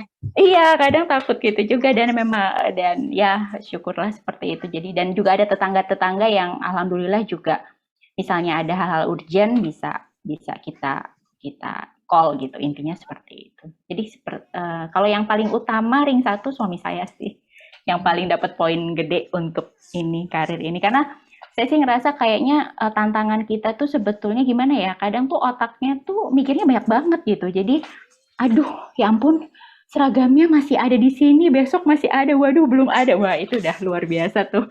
Terus kemudian harus pergi keluar kota, cucian belum kering, ini gimana ini ya, urusan cucian belum kering aja bisa jadi ngisi acara di luar kota tuh nggak konsen gitu kan. Ya udah nih harus segera lari. Jadi memang multitasking itu tuh kayaknya nggak tahu ya, secara genetika mungkin udah entah berkah entah musibah, saya nggak tahu multitasking itu, karena karena kalau laki-laki itu kan susah ya untuk multitasking ya. Saya ngelihatnya tuh dikasih banyak tuh malah bingung gitu. Kalau kita kan justru malah multitasking itu. Tapi ya memang sih saya set boundary dengan jelas saja sih. Maksudnya kalau memang nggak bisa saya bilang enggak, kalau bisa iya bilang iya gitu. Itu aja sih kayaknya. Iya. Oke. Oke. Tapi tadi menarik sih kalau misalnya suami, mungkin aku udah bisa tebak ya suami. Tapi tadi yang menarik dari Kamanda adalah salah satu support system yang kepikiran oleh Kamanda adalah rekan kerja dan juga tadi tetangga ya. Ya, Berarti itu emang perempuan itu ya kita pokoknya apapun yang bisa kita kerahkan gitu ya. Kalau apa syukur-syukur sekitar kita tuh bisa ada yang ngebantu. Berarti kalau tadi rekan kerja penting juga berarti untuk dalam kita menentukan karir, misalnya lapangan pekerjaan kita lihat juga gitu ya. Apakah pekerjaannya mensupport kita untuk menjalani peran kita sebagai ibu atau enggak? Karena kalau enggak berarti akan ada tantangannya lagi ke depannya, tantangan tambahan. ya Dan juga betul. mungkin tadi kalau lingkungannya berarti kan kalau anak zaman milenial tuh udah nggak mau tuh sosialisasi sama tetangga tuh Kak sebenarnya. Soalnya Ya, handphone aja ikut grup RT aja enggak gitu. ya kebetulan tetangga ini ada yang apa sekolahnya sama kayak sekolah anak saya. Jadi Oke. kadang-kadang ya gantian gitu. Misalnya, aduh saya lagi nggak bisa jemput nih Bu, bisa sekalian diangkut nggak anaknya gitu. Misalnya gitu, oh ya boleh boleh saya angkut. Tapi kadang-kadang juga saya melakukan itu. Jadi ya apa ya itu terjadi juga kok sewaktu saya sekolah di luar itu memang karena sendirian gitu saya belajar sewaktu itu gitu. Jadi memang mereka melihat kami kan sangat kasihan sekali dua orang mahasiswa Indonesia yang Punya yang anak pula punya anak nih apa ya terbatas kemampuannya pas gitu ya. pas-pasan gitu kan. Itu bahkan mereka menyediakan tangannya gitu. Jadi memang menurut saya menjadi working mom tuh salah satunya kalau memang ada yang menawarkan bantuan ya boleh-boleh aja kok diambil nggak Gak usah apa-apa gengsi gitu ya. ya gitu. Jadi ya menurut saya itu bagian dari perhatian mereka juga gitu ke kita. Jadi memang sewaktu itu juga ada yang kalau saya susah karena perjalanan karena nggak bisa beli rumah, maksudnya nggak bisa punya apartemen yang di dekat kampus, jadi harus menempuh satu jam lebih gitu. Waktu itu salju, keretanya nggak jalan, anak saya harus dijemput, saya sama suami sama-sama sekolah ya udah jadi malah ditawarin gitu jadi anaknya udah ditaruh di rumah tetangga sudah diberi coklat panas sudah ini saya jemput dalam kondisi tenang kayak gitu jadi memang itu sih rekan kerja kok itu penting sekali dan memang kayaknya harus dikomunikasikan ya soal itu gitu intinya seperti itu ya. Kita balik lagi deh ke Bu Tanti. Bu Tanti, aku pengen denger dong mungkin satu cerita yang monumental, bukan monumental ya. Mungkin yang mungkin sampai sekarang masih diingat yang membuat Bu Tanti itu di titik kayak ini banget deh. Eh, aku berhenti deh atau aduh udah nggak tahan lagi deh. Sampai akhirnya tapi Bu Tanti akhirnya tetap ya aku mau tetap kerja, tetap berkarir, tapi ya eh, jadi ya gimana apa ya pokoknya mungkin ada challenge pokoknya challenge yang ibu hadapin yang saat itu akhirnya semakin menguatkan ya udah saya mau kerja aja gitu apakah mungkin mungkin kayak misalnya kalau kalau saya nih misalnya kayak lagi rada-rada selek misalnya begitu gitu ya sama orang rumah terus akhirnya atau mungkin saya juga kadang-kadang kayak aduh ini kerjaan kenapa banyak banget atau aduh anak nih bandel banget akhirnya keucap aduh udah nggak mau lagi deh kerja udah nggak mau lagi deh tapi akhirnya tetap kerja gitu nah itu pernah nggak Bu Tanti kayak gitu terus gimana cara mengovercome Hmm, apa ya?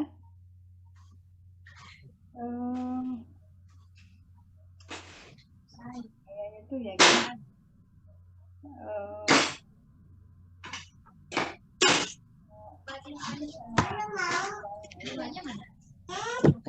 Pendidikan dari ibu saya juga dari kondisi keluarga saya sebetulnya apa ya saya udah biasa maksudnya kita berempat kita berlima empat perempuan satu laki-laki terus bapak juga membedakan mana perempuan mana anak laki-laki gitu. Jadi, anak perempuan pun kadang kita nyuci mobil juga gitu, genteng gitu-gitu. Terus ibu saya juga termasuk orang tua yang ini ya, yang kolot gitu ya. Jadi yang namanya bikin acara, syukuran gitu-gitu tuh sering gitu. Jadi setahun tuh mungkin bisa 5 kali, dan itu tuh macam-macam gitu. Dan waktu itu tuh ibu tuh cuma apa ya, ngandelin anak-anak gitu ya. Kebetulan saya kan memang senang gitu ya sama kerjaan di rumah. Jadi kalau saya tuh senang keluar outdoor gitu kan, misalnya dia lari-lari atau dia naik sepeda gimana-gimana, saya tuh lebih senang di rumah gitu. Jadi kalau misalnya ibu masak, saya ikut masak. Jadi kerjain gitu. Jadi pada saat ada acara-acara syukuran tuh saya selalu bantuin ibu gitu. Mulai dari masak, mulai dari nyari apa, sewa-sewa piring, sewa-sewa tenda tuh itu saya udah anak kelas 3 SD itu saya udah, mah sewa piring di sini, mah ini di Udah sini. biasa jadi IO ya berarti Bu ya dari kecil ya. Jadi udah udah kacau juga, kacau ada. Saya pikir tuh apa ya? Terus saya tuh sebenarnya punya cerita titik balik gitu ya. Eh, dari SD itu maksudnya dari keluarga ya, keluarga tuh memang ya mungkin saya termasuk yang kurang beruntung dalam hal orang tua gitu ya. Ya ini kan bukan curhat lah ya, maksudnya kita cari ini, cari apa, pembelajaran aja. Kebetulan orang tua kan saya, bapak ibu saya kan kurang cocok gitu ya, kurang cocok, tapi mereka bertahan demi anak-anak kan gitu ya. Jadi masa kecil saya sih bahagia ya, perasaan saya nggak pernah ada orang tua saya berantem. Tapi pada saat saya udah agak gede, SMP itu saya lihat ibu saya itu udah mulai terbuka kan, ini gitu ya, misalnya ada apa tindakan-tindakannya yang tidak bertanggung jawab gitu-gitu. Jadi saya tuh punya apa ya? Saya tuh punya pemikiran eh, kalau saya pintar, bapak saya pasti gak akan tinggalin ibu saya gitu. Karena bapak saya ngerasa ada anaknya yang istilahnya apa ya, rumah tangga itu masih punya nilai karena anak-anaknya pintar gitu. Jadi bapak saya gak akan gampang ninggalin ibu saya. Jadi saya tuh punya tekad seperti itu. Jadi walaupun bapak saya kayak gitu, misalnya ya rame lah ya dulu kejadian itu, saya tuh tetap bisa ngejar ranking. Misalnya saya sempat ranking 1, saya sempat ranking 2, sempat jadi juara umum di sekolah juga waktu di SMP. Jadi saya lihat bapak saya tuh berpikir ulang buat ninggalin ibu saya gitu. Jadi setelah saya pikir itu tuh akhirnya mendidik saya sendiri tuh untuk jadi manusia yang lebih apa ya, lebih eh, punya keinginan kuat gitu ya. Jadi saya tuh ngendalin diri saya tuh, saya coba kuat itu, ngendalin diri saya tuh. Jadi jangan sampai saya tuh ibaratnya kan kebetulan saya masuk teknik kimia juga. Teknik kimia kan belajar kendali proses ya, Mbak Santi ya. Bagaimana sebuah error itu sebetulnya bisa dimitigasi, bisa dicegah supaya tidak berdampak ke hal yang lebih besar lagi. Jadi kita belajar belajar mengevaluasi keadaan. Contoh nih ya, kita kan rumah lah, ambillah rumah kita. Rumah kita isinya ada anak, ada suami, misalnya ada pembantu di rumah. Kemudian lingkungan sekitar kita seperti apa? Apakah aman atau tidak? Kemudian bagaimana dengan situasi keamanan di rumah? Jadi kita udah bisa sudah bisa membuat semacam evaluasi keselamatan. Kebetulan saya tuh juga proses safety juga gitu di kantor sekarang kan. Jadi saya jadi koordinator proses safety. Jadi semua kejadian kecelakaan di lapangan, kejadian kecelakaan di kantor itu saya yang evaluasi sama-sama tim ya pastinya ya. Cuma saya kebetulan saya jadi leader proses safety-nya gitu. Jadi di situ tuh membentuk satu pola pikir bahwa sebetulnya kehidupan kita pun bisa dimitigasi untuk hal-hal yang kira-kira efeknya gimana, hazardnya seperti apa, dan kita harus punya mitigasi. Mitigasi itu bisa seperti safety guard. Jadi misalnya contoh safety guard ya, kalau buat anak ya, berarti orang tua kita kan termasuk safety guard, saudara kita safeguardnya juga, kemudian para worker di rumah safeguard. Kemudian lingkungan di sekitar kita, kalau kita baik-baik sama tetangga yang tadi seperti Mbak Mada bilang itu kan, nah itu juga bisa jadi safeguard juga buat anak kita. Jadi ada yang ngeliatin anak kita. Nah itu di rumah, di sekolah. Kalau kita baik-baik sama guru, guru pun jagain anak kita, itu safeguard juga. kalau misalnya kita berorganisasi dengan baik sama orang tua murid yang lain, anak kita anak dia juga, ya kan? Karena dia pasti cerita, Mbak Tanti tadi Fatia sakit, wah kan dia ngeliatin gitu. Tadi aku ke sekolah, Fatia kayaknya kediem, wah aku langsung buru-buru pulang kan. Jadi dia jadi safeguard buat kita kan, jadi nggak terjadi sesuatu yang apa. Seperti itu juga kita sama anaknya mereka itu. Ini siapa nih Naya? Naya kok kayaknya nilainya misalnya kurang. Kenapa Naya kayak kurang tidur kayak naik? Jadi kita tuh ikut merhatiin anak orang juga, itu salah satu safeguard dari lingkungan. Jadi kalau memang kita sudah punya keinginan kuat untuk menjadi seorang wanita karir atau seorang wanita yang bekerja, kita harus bisa ini ya, harus bisa membuat dan bisa mengevaluasi keadaan lingkungan di rumah, keadaan anak-anak, supaya kita tuh bisa menjaga semua tuh dalam kondisi yang stabil gitu. Kalaupun ada error tuh errornya nggak terlalu gede gitu. Misalnya kalau misalnya anak sakit, sakitnya sakit apa? Oke lah, sakit kan bisa lah 3 hari sembuh gitu kan. Jangan sampai anak jatuh gitu. Itu berarti kan fatal ya kan. Jadi error itu bisa dihindari selagi kita bisa mengevaluasi situasi rumah.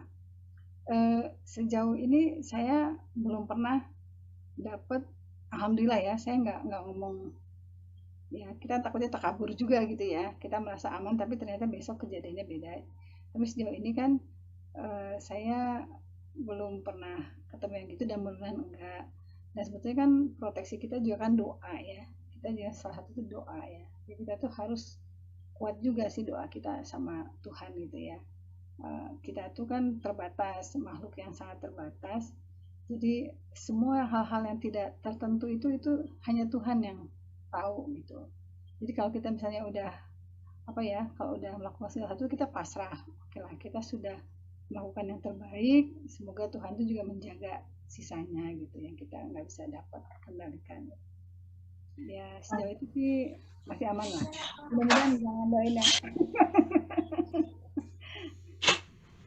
Oke, Bu Tanti hebat banget ya, maksudnya bisa assessment safety itu bisa diterapkan, dianalogikan jadi ilmu kehidupan itu sesuatu banget, Bu. Ya, karena kita belajar, kan kemarin saya ngobrol sama Pak Sepuh tuh ya, cerita-cerita gini-gini. Ternyata memang ilmu itu kita bisa terapkan dalam kehidupan. Jadi namanya sistem itu input, output di dalam, kemudian gangguan, disturbance, kemudian bagaimana meng-cut itu gangguan itu bisa kita terapkan dalam kehidupan. Itu kita tuh harus itulah ya, itu namanya terapkan apa yang kamu pelajari di sekolah itu dalam kehidupan. Nah, itu pasti bisa loh. Coba deh kira-kira analoginya apa gitu. Nah, itu aja. Oke, saya jadi keinget ini Bu, apa namanya, kalau rumah tangga tuh udah kayak entropi, pokoknya entropinya harus stabil. Gitu. Nah, kalau ke Kamada nih, kira-kira tadi kan kalau Bu Tanti udah cerita tuh mengenai apa namanya tantangan. Dan kalau misalnya Kamada, kira-kira seorang working mom atau career woman itu karakter seperti apa sih yang harus dia punya gitu? Dan maksudnya kan pasti Kamada kan nggak mungkin semuanya langsung full package itu langsung jadi satu. Pasti kan ada yang dipelajari dalam perjalanannya. Nah itu tapi kira-kira karakter seperti apa sih yang working mom itu harus punya dan untuk bisa mencapai ke situ kira-kira mereka harus ngapain sih? Ya, kalau saya sih satu yang paling penting setelah dirasa-rasa ya, itu adaptif. Jadi adaptif menurut saya karena bagaimanapun kehidupan ini nggak harus kehidupan ini, tapi maksudnya dunia working mom itu menuntut kita buat tangguh kan, buat tangguh gitu. Jadi menurut saya sih adaptif ya, adaptif untuk hal-hal yang dari yang kecil maupun yang besar. Contohnya misalnya hal kecil lah ya, misalnya mau nggak tahu ini, misalnya mau masak ya, adanya apa di kulkas ya udah deh dimasak aja. Misalnya tadinya rencananya sayur asem mendadak jadi sayur yang lain ya udah gitu. Jadi adaptif aja sih kalau saya sih ngelihatnya adaptif apa ya kayak ya adaptif aja. Jadi dan fokus pada solusi menurut saya sih karena kadang-kadang waktunya tuh nggak banyak yang harus dikerjain tuh banyak banget. Jadi saya pikir tuh adaptif sih yang paling penting untuk menjadi working mom gitu. Dan tantangannya adalah kadang-kadang kan kita pengen expect something ya, expect sesuatu ya, apalagi kalau ngelihat dari sosmed lah atau dari apalah itu banyak banget gitu ya. Tapi setelah so far itu kadang-kadang mungkin dalam perjalanannya bukan hasilnya gitu yang meaningful, tapi ternyata adalah prosesnya gitu. Saya sering banget kok bikin brownies dan itu gagal, itu sering banget gitu.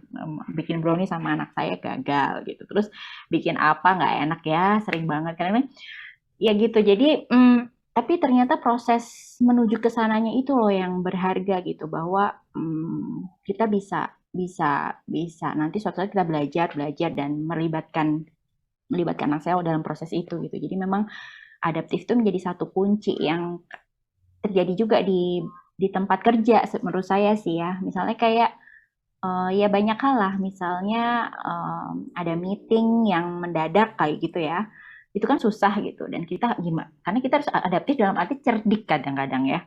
Gimana caranya biar tetap bisa meeting tapi jadwalnya nggak keganggu nih gitu kan. Kita bisa usulkan hybrid misalnya, atau ya udah kadang-kadang dalam satu jadwal, karena kadang kita tuh kita punya jadwal mingguan nih, Rin. Jadi kita ada timetable yang itu ada 3 warna, jadwal anak saya, jadwal suami saya, jadwal saya gitu. Jadi kita tuh udah bikin timetable. Jadi semua orang tuh bikin di dekat tempat sampah. Kalau saya bikinnya nih di depan saya nih, di depan tempat sampah. Mereka harus nulis karena tahu kapan ini, kapan kamu ngapain. Nah itu karena itu udah ada di pikiran kita hari itu gitu. Jadi sering banget kok misalnya, oke, jam 4 itu anak saya harus les yang in charge suami saya gitu kan. Tapi ternyata dia nggak bisa, itu gimana coba caranya gitu ya. Udah akhirnya ya harus gimana adaptif nih, kemudian harus bahasanya apa ya, diangkut gitu, terus kemudian diantar gitu. Jadi banyak hal kayak gitu. Terus atau memindahkan rapat itu kemudian di tempat les gitu kan bingung juga ya, tapi nyampe juga sih itu.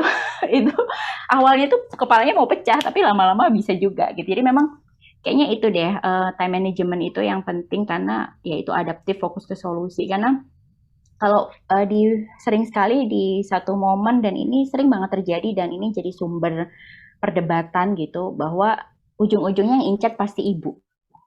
Mau gimana pun itu ujung-ujungnya yang in charge itu pasti ibu gitu. Nggak mungkin. Jadi saya nggak mau bilang itu yang dikalahkan ya, tapi yang harus mengambil tindakan dan itu adalah ibu gitu. Jadi ya walaupun tidak terlalu ya, tapi kita harus siap bahwa jika itu terjadi kita yang harus in charge. Jadi kayak gitu. Kadang iya masalahnya seperti itu. Jadi belum jadwal kalau saya nganter orang tua saya terapi yang seperti itu ya, itu juga masuk di jadwal.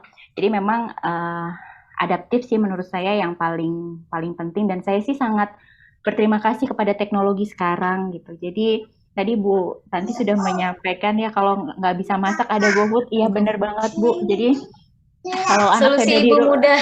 betul, ini kayaknya. Jadi saya tidak mau sebut merek gitu. Misalnya kalau saya nggak sempat buat siapin makan siang ya, udah langsung aja makan siang itu diantar dengan cantik di rumah gitu ya. Jadi kita sempat, tapi kan kita harus ada ya pinter-pinter gitu kan ya. Mama nggak bisa nih provide makan siang gitu. Oke, nggak masalah gitu. Mau makan apa gitu kan? Nanti nasi kuning sudah di depan pintu kayak gitu. Tapi kadang-kadang suami saya sih yang in charge, nggak usah, nggak apa-apa, saya masak aja misalnya kayak gitu. Ya udah gitu, bebas. Tapi yang penting dikomunikasikan, dan itu sih adaptif itu yang menurut saya paling berguna sampai sekarang. Bagaimana sampai ke situ, sering-sering main sih, bukan sering-sering main, sering-sering share sih kayaknya. Jadi ada satu masa saya punya nih teman-teman ya, dari teman SMA gitu, yang kita masih rutin setiap bulan mungkin ya, kita tuh sering kayak gini, pakai Zoom gitu kan, pakai Zoom. Gimana kabarnya, gini ya udah cerita aja gitu. Kadang-kadang kita butuh sama sesama perempuan gitu, karena kadang nggak tersampaikan oleh ke suami, tapi emang kita pengen ngobrol sama perempuan. Jadi menurut saya itu juga perlu bonding dengan teman kerja, teman kita bareng-bareng gitu. Jadi atau mungkin komunitas ya. Ya betul, itu juga komunitas itu juga salah satu juga cara kita untuk bertahan dan adaptif gitu, karena kan kita pasti belajar ya, caranya gini ya gitu. Oke gitu sih so far. Satu lagi deh buat Kamada, Kak, ada nggak sih yang kakak korbankan saat menjadi working mom? Ada nggak sih yang akhirnya Kamada kepikir satu atau ada mungkin ada beberapa hal yang harus dikorbankan atau nggak ada sampai sekarang? Ada nggak yang dikorbankan? Saya justru Misalnya, oh ya. misalnya kayak apa namanya, ada orang yang merasa nggak ketemu anak itu adalah sebuah pengorbanan. Maksudnya nggak ketemu anak 24 jam ya, itu adalah sebuah pengorbanan. Atau ada yang bilang pengorbanan ini adalah mungkin dia sampai harus long distance marriage sama suaminya, mungkin kayak gitu. Ada nggak sih yang Kak Mada korbankan untuk menjadi working mom? Kalau kami ya, mungkin bukan saya, tapi jatuhnya jadi kami karena satu packaging ya. Iya. Kami sempat mengorbankan beberapa opportunity ya, karena memang kami berkomitmen untuk menjaga keluarga di Semarang gitu. Jadi memang kebetulan suami saya dulu itu bekerja di Jakarta, dari pertama kali bekerja sudah di Jakarta.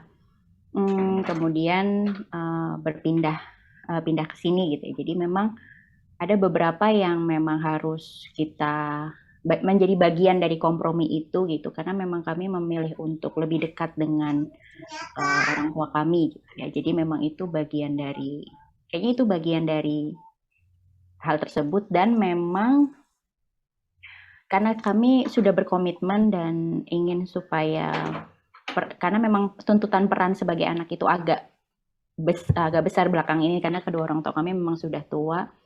Dari sisi karir, ada beberapa yang memang opportunity itu tidak kita ambil. Jadi memang dari awal sudah gitu.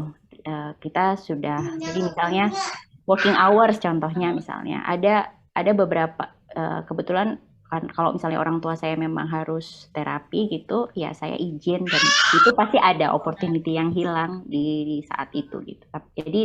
Tapi ya sudah, itu bagian dari komitmen kami gitu. Memang ini saatnya dalam keseimbangan itu peran anak agak lebih gede dibandingkan peran seorang ibu dan seorang wanita karir, seperti itu sih. Jadi nanti mungkin suatu saat akan berubah equilibriumnya gitu. Gitu sih kayaknya. Jadi memang pasti ada trade off-nya ya Kak ya? Ya betul, pasti ada trade off-nya. Tapi trade off-nya itu memang sudah harus disadari dari awal, karena memang kembali lagi ke prioritasnya saat itu apa gitu ya. Ya betul. Karena kan yang tahu ya, untuk merawat orang tua ini nggak bisa reverse ya. Jadi karena waktunya itu nggak bisa. Jadi memang harus dikerjakan sekarang atau tidak sama sekali. Waktu itu sifatnya seperti itu. Jadi ya seperti itu sih, memang jadi satu kesepakatan saja, memang sama-sama saling tahu gitu. Oke. Nah, sekarang terakhir nih, aku boleh nggak minta dari Bu Tanti sama Kamada pesan untuk, ada dua nih, mungkin closing statement sekaligus ya, pesan untuk para working mom dan juga pesan untuk para stay at home mom yang mungkin sekarang masih bimbang nih mau jadi working mom atau enggak. Mungkin boleh dari siapa dulu, bebas, mau Bu Tanti atau Kamada dulu? Ya, boleh. Terusin.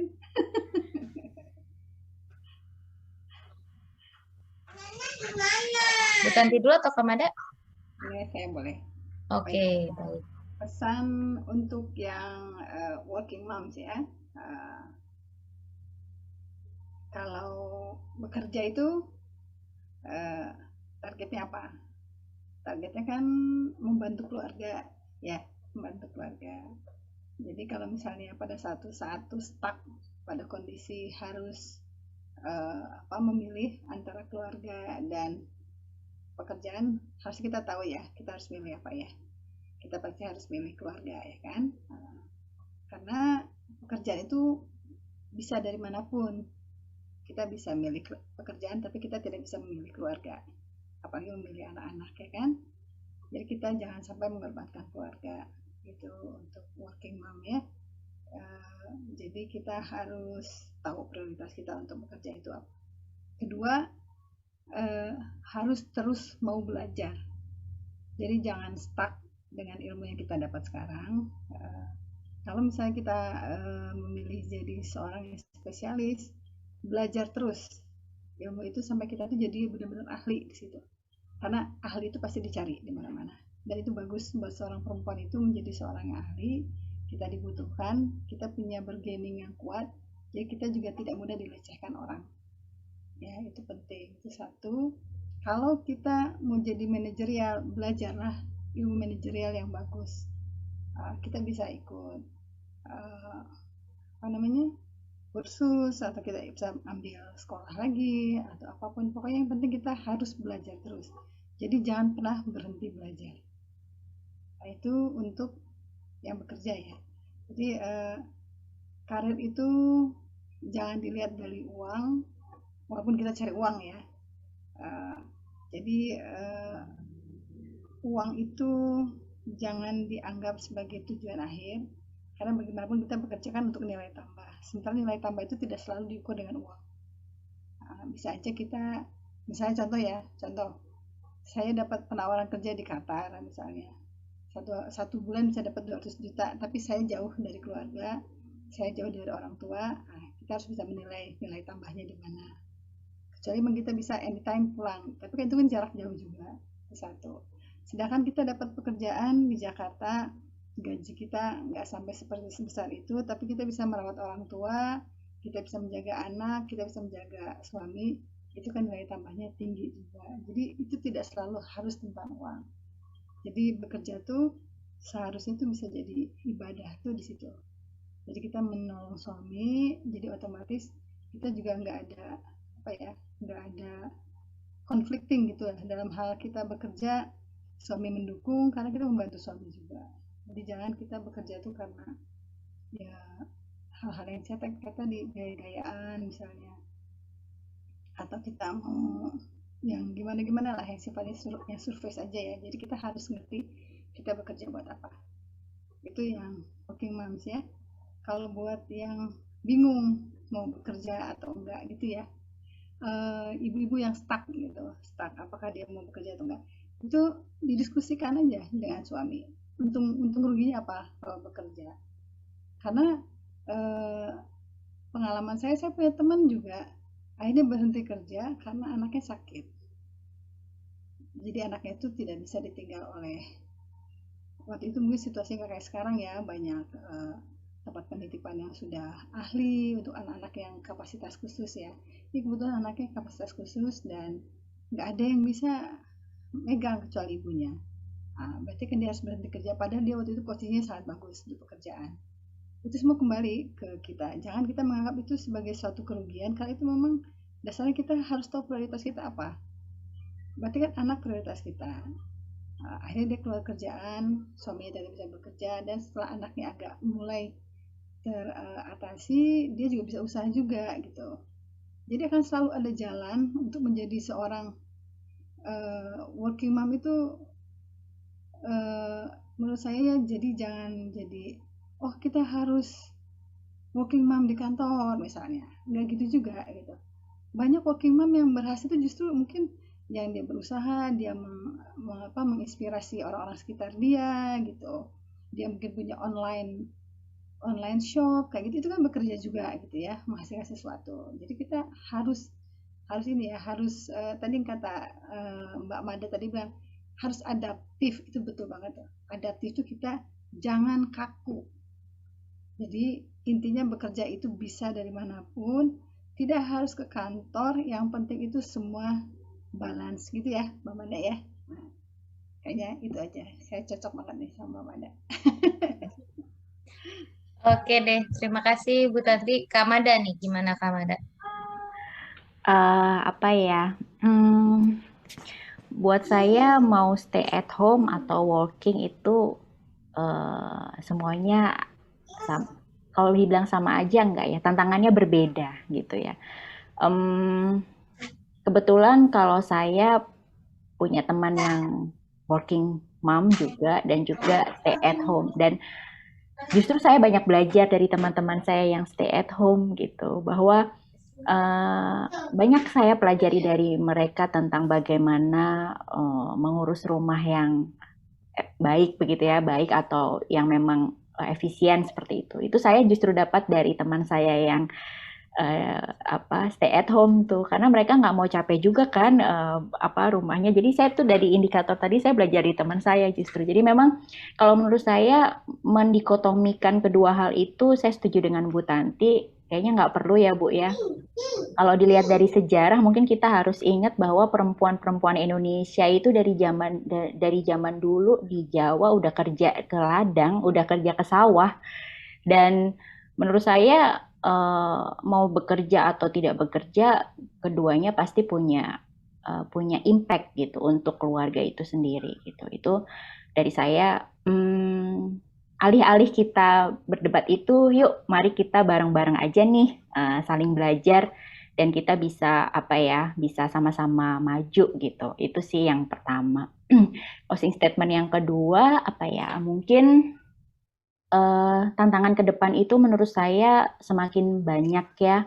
Apalagi mungkin kita sekarang menemukan anak-anak kita dengan adanya teknologi sekarang, Internet of Things dan sebagainya, itu tantangan yang luar biasa. Jadi kalau menurut saya bagaimana tadi yang Bu Tanti ceritakan tentang safeguard, itu benar banget Bu. Yuk mari kita sama-sama saling menjaga gitu, karena kalau mama-mama semua atau ibu-ibu semua ini, para wanita ini saling menjaga, insya Allah ini pasti semua juga pasti terjaga nih. Karena banyak yang bilang kan berawal dari rumah ya.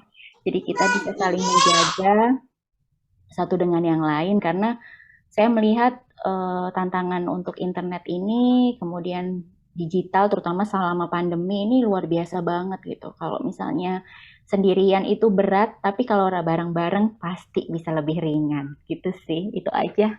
Terima kasih. Oke, baik. Terima kasih banyak Bu Tanti dan Kak Mada. Tadi dari closing statement-nya sih yang bisa aku tangkap bahwa kita sebagai working mom itu kita harus terus belajar, jangan berhenti belajar, dan kita juga harus adaptif. Dan saat kita memutuskan untuk menjadi working mom, kita harus tentukan juga bahwa kenapa kita harus bekerja, dan kita harus mengerti tujuan kita bekerja itu untuk apa.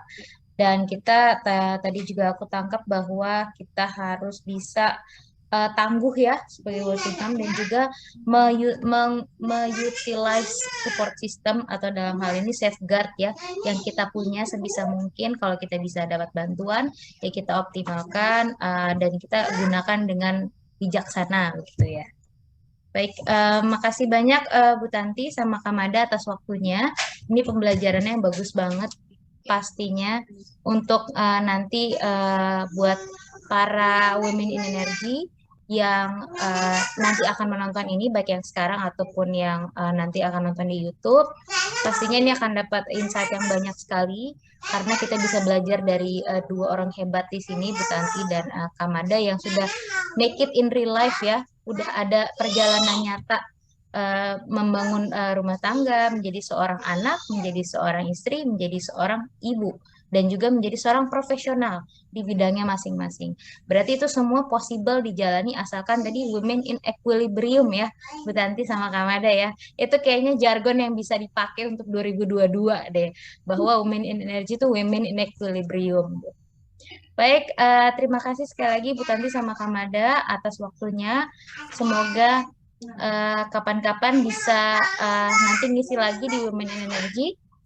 Sukses terus dalam pekerjaannya, dalam karirnya, dalam segala aktivitasnya, rumah tangga, anak-anak, keluarga semua sehat, dan juga rezekinya ditambahkan lagi, baik rezeki moral ataupun material. Amin. Baik teman-teman dari Women Energy, sekian mini talk show kita hari ini, dan juga selamat Hari Ibu untuk semua perempuan, terlepas sudah jadi ibu ataupun belum. Aku mau mengucapkan selamat Hari Ibu.